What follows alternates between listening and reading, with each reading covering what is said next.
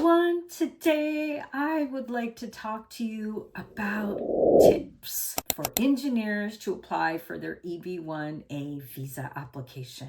So most engineers that I speak with assume that they require a Nobel Prize or they require a patent that has transformed the world in order to apply for the EB-1A visa.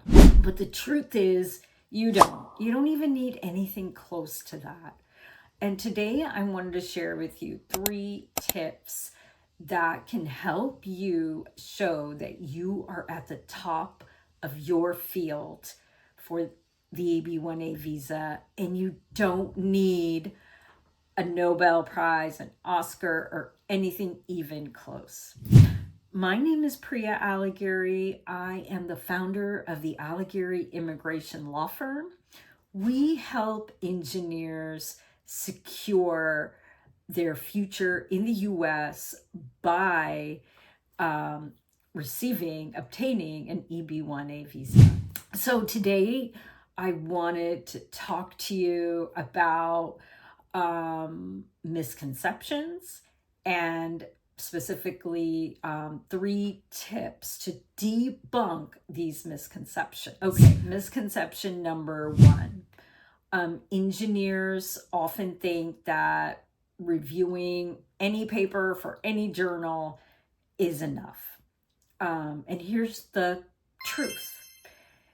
It's not just about doing a review of a paper. It's about the prestige. It's about quality. So when you're applying for the EB-1A visa, don't just submit a bunch of logs of reviews you've done.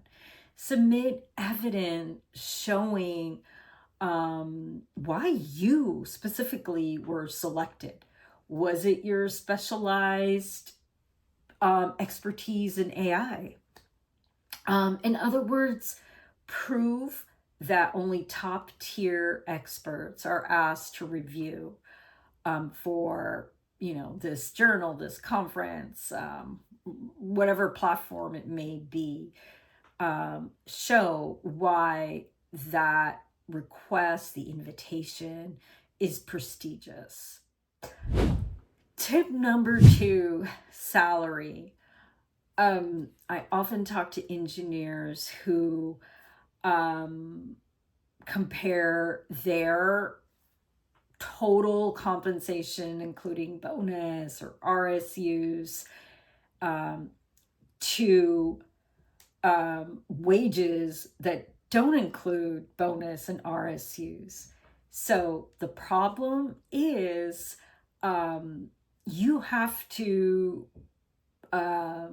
compare apples to apples. So the problem is comparing your wage data to wage data that doesn't correlate, right? So if you're applying for the EB-1A visa and you're arguing that you have a high salary, you have to